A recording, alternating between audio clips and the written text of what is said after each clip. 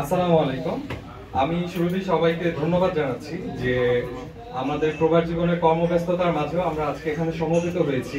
এটা প্রতীয়মান যে আমরা আসলে দেশের কল্যাণার্থে এবং আমরা যে আসলেই আমাদের দেশকে ভালোবাসি, আমরা দেশের কল্যাণে এগিয়ে যেতে চাই, সেই প্রয়াস থেকে আমরা এখানে আজকে একত্রিত হয়েছি।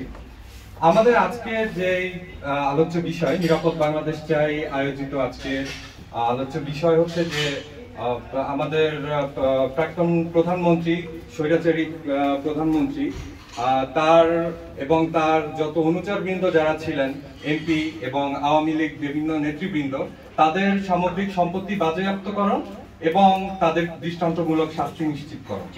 সুতরাং সেই জায়গা থেকে আমরা যেটা এখন আমাদের কাছে দৃশ্যমান, এতদিন আমরা যেটা আমাদের কাছে দৃশ্যমান ছিল যে বাংলাদেশ উন্নয়নের জোয়ারে ভেসে যাচ্ছে, এবং আমরা মাঝে মাঝে আসলে এই মহিলার মিথ্যাচারে নিজেরাই আসলে কনফিউজ হয়ে যেতাম যে আমরা আসলে ইংল্যান্ডের মতো এত উন্নত একটা দেশে আছি, বাংলাদেশ ইংল্যান্ডের চেয়ে আবার বেশি উন্নত হয়ে গেল কিনা।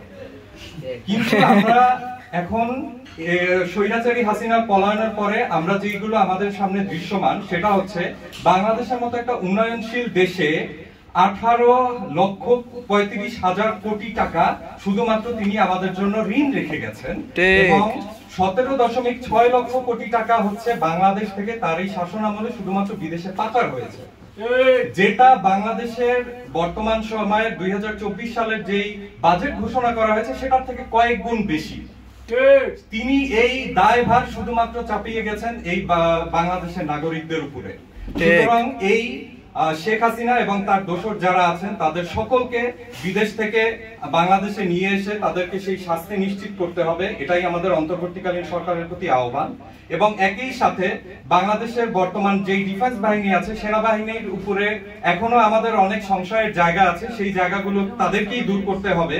যে যাদেরকে এখন ধরা হয়েছে, যারা অ্যারেস্ট আছেন, এবং 5 তারিখে যখন শেখ হাসিনা চলে যান বাংলাদেশ ছেড়ে, তখন আমাদের কাছে এরকম আমরা সংবাদ মাধ্যমগুলোর মাধ্যমে নিশ্চিত হয়েছি যে বিভিন্ন সেনানিবাসগুলোতে বিভিন্ন এমপি, মন্ত্রী এবং আওয়ামী লীগের বড় বড় যেই তাদের সহায়তাকারী এবং বড় বড় বিজনেসম্যান গুলো ছিলেন, তারা সেনাবাহিনীর আশ্রয় ছিলেন।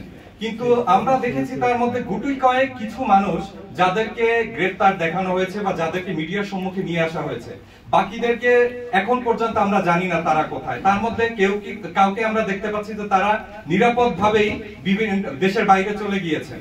শুধু সেই জায়গা থেকে সেনাবাহিনীর প্রতি আমাদের একটা অনাস্থার জায়গা তৈরি হয়েছে। সুতরাং সেই জায়গাটা তারা নিশ্চিত করবেন যে না, তারা আসলেই জনগণের পক্ষে আছেন, এবং আমাদেরকে তারা সেই জবাবদিহিতার জায়গা থেকে তারা এটা নিশ্চিত করবেন যে বাংলাদেশ সরকার আর কখনোই এই আওয়ামী লীগ সরকারের মতো এরকম এই বিদূষিত এবং রক্তাক্ততার আর কখনোই আমাদের মাঝে তারা ফিরিয়ে নিয়ে আসবেন না।